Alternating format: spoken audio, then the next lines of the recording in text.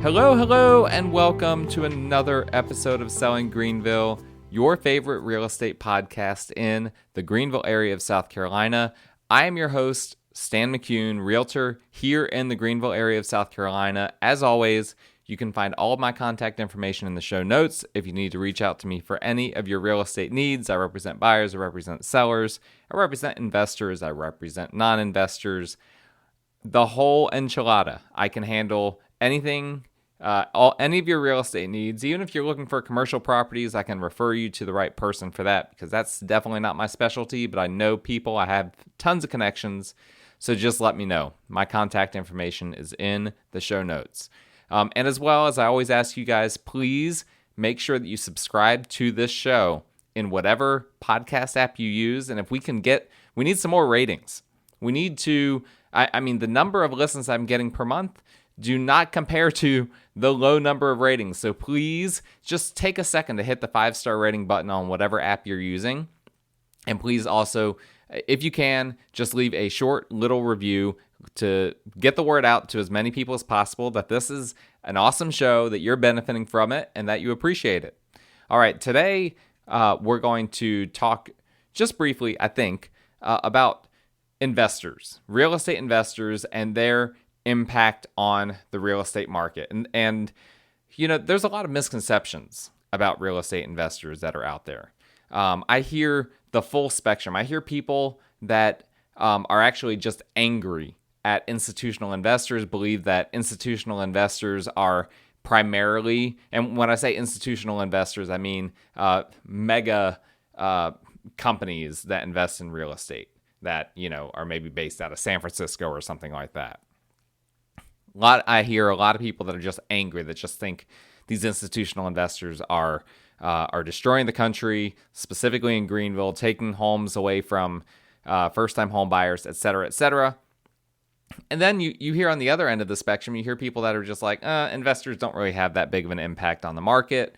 It's normal and healthy for investors to be doing the level of activity that they're doing. And then there's a ton of sentiment in between. Now, I'm not going to get into the is the investor good or is the investor bad, or are there certain ones that are good or certain ones that are bad conversation. I'm not gonna go down that road. But instead, what I'm going to do is I'm going to look at some data that CoreLogic released earlier this month in July 2022. They released some data on investors and what impact they are having in the market. And I have kind of 5 takeaways from this. And by the way, this isn't Greenville specific. This is U.S., nationwide. There are some conclusions that we can draw from this data. And I have specifically 5 conclusions that I want to share with you guys.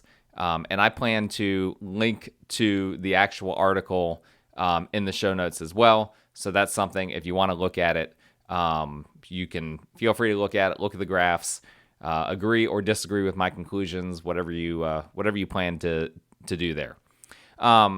So for starters, here's my first conclusion from the data that CoreLogic released, and the name of their article is Single Family Investor Activity Bounces Back in First Quarter of 2022. So, you know, as with a lot of data, sometimes we have to look, you know, sometimes the data that gets released is lagging behind by a few months. And so this is an example of that. In real estate terms, we're usually able to get local Greenville related data for the prior month, you know, usually about midway through the month. And that's pretty common for other markets. When you're looking at nationwide data, oftentimes it's several months behind. So that's the case here. We're looking primarily at the first quarter, what happened in the first quarter of this year, January through March, and drawing conclusions from that.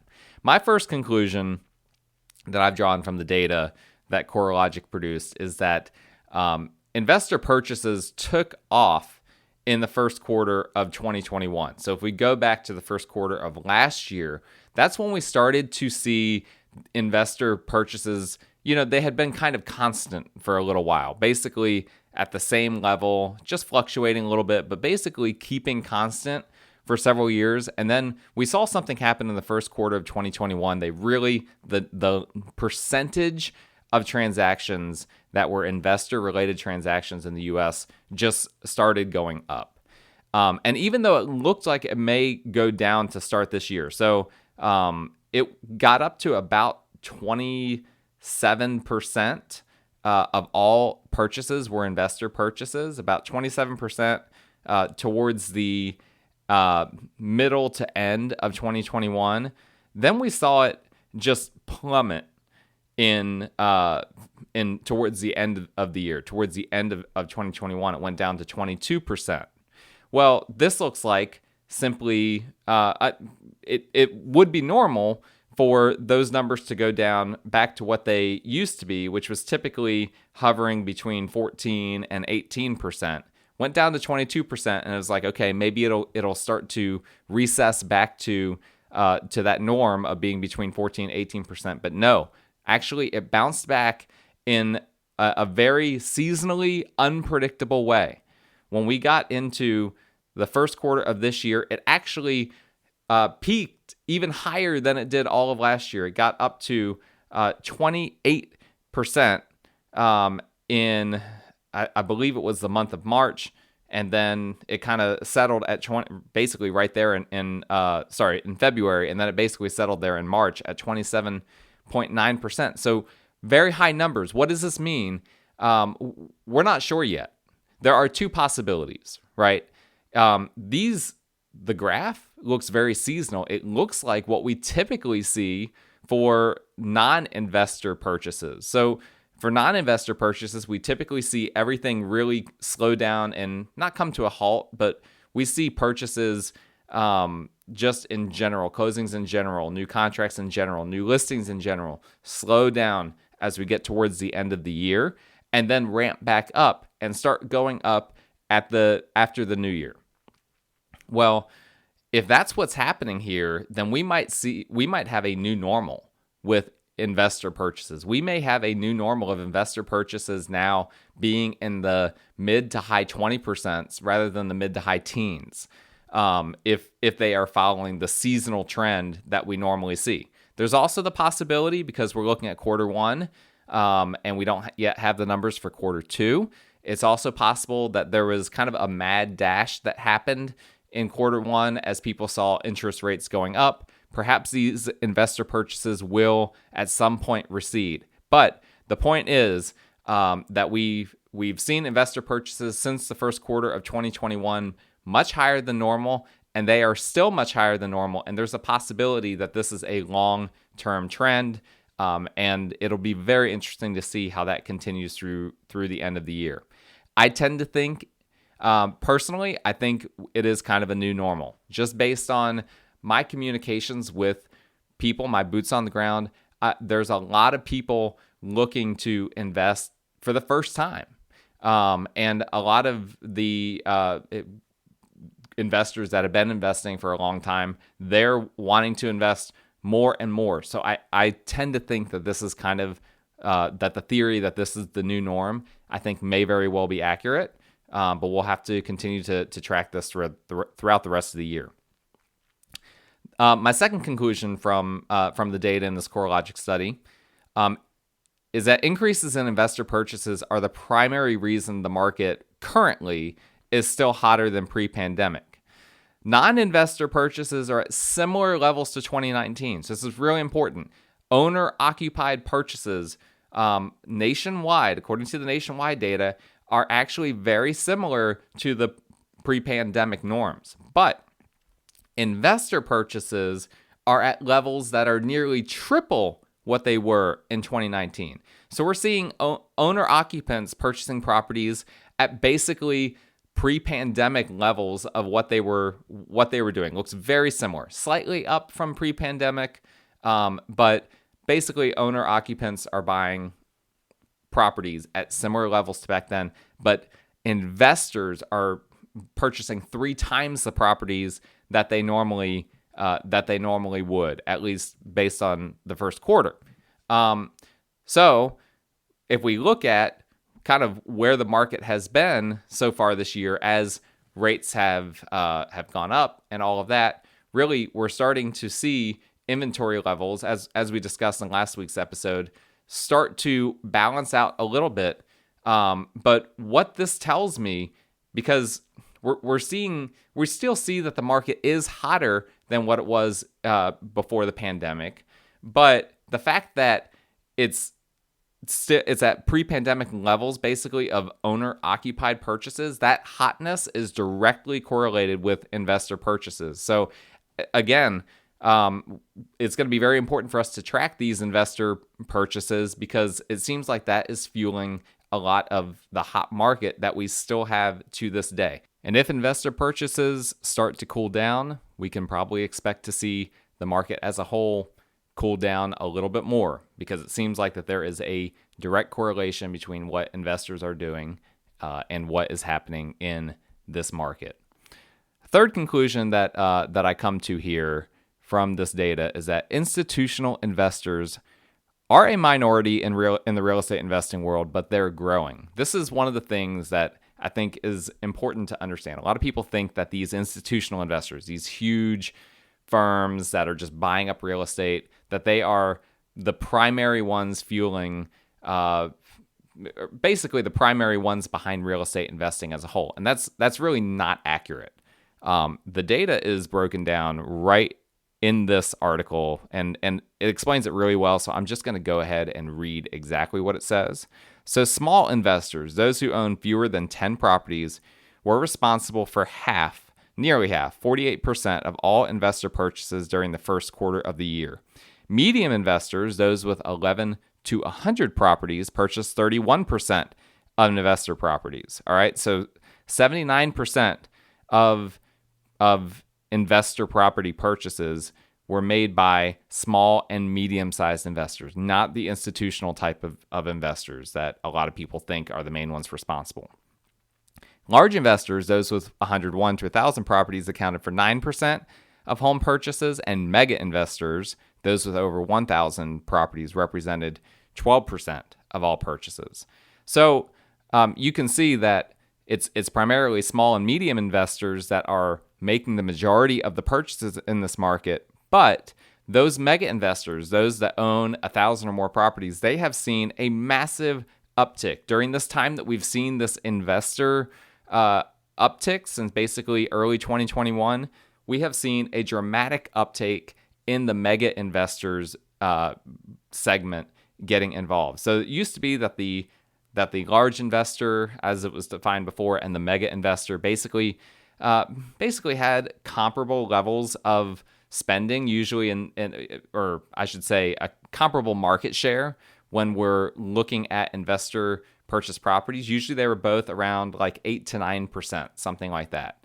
And there really wasn't much of a difference. But since early 2021, the mega investor has gone way up in spending, and the large investor has ticked up a little bit as well, so that now we're seeing way more of this institutional type of investing. Even though it's still a smaller percentage of the overall pie, it is a growing percentage of the pie. So institutional investors are definitely driving some of the hotness that we're seeing in this market. There's no way around that. They are definitely having an impact, because as their numbers have gone up, basically the entire market's numbers have gone up. My fourth conclusion from this data, and this is really a conclusion that CoreLogic came to, so maybe it's not really my conclusion, maybe it's more just me just kind of agreeing with the data and saying, okay, yeah, this is a big takeaway for me. Investors are focusing more on rentals than on flips.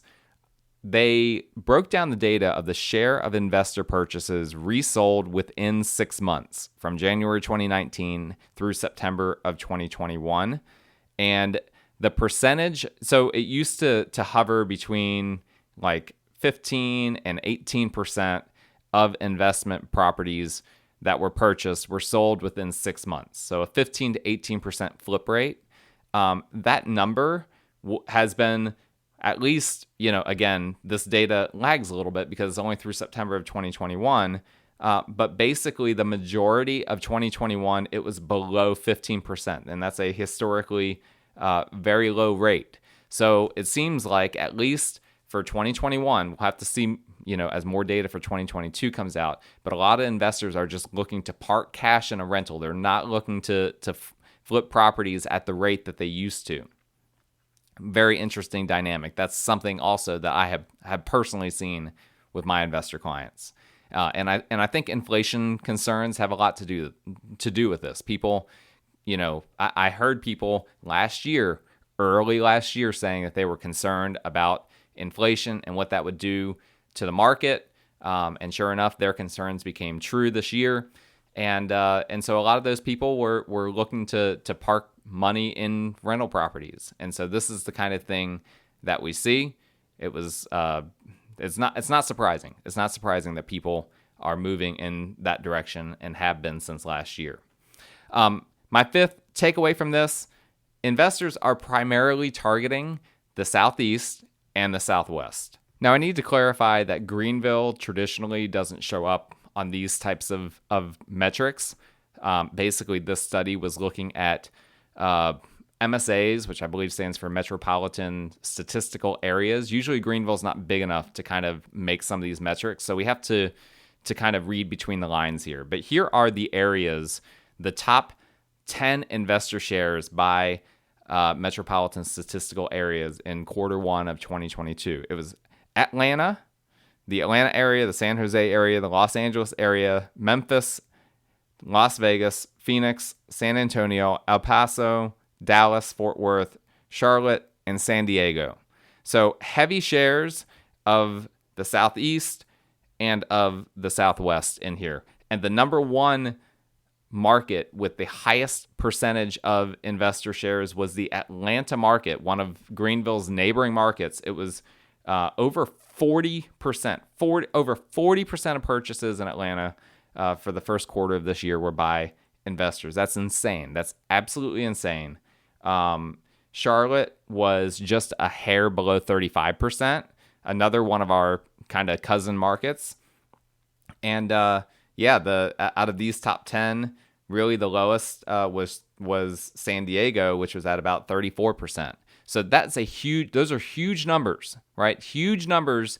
Over a third of purchases in several of these markets, including the two biggest markets that neighbor Greenville, were investor purchases were over a third of the closings. That's insane. That tells me Greenville is probably pretty comparable to both Charlotte and Atlanta in this regard. So we're probably seeing about a third of purchases, if not more, being made by investors. So investors, again, are definitely having a huge impact in our area, in the Greenville area, still heavily targeted. They're preferring that this study, CoreLogic, kind of says that warm areas, they kind of come to the conclusion that warm areas are kind of what investors are targeting. And I think it's, obviously some of these markets are pretty big markets like Los Angeles and San Diego, but it seems like they're targeting trendy areas that are up and coming. I think people still consider Atlanta and Charlotte to be up and coming because the Southeast economy is growing at a rate that I think much of the rest of the U.S. is not growing at.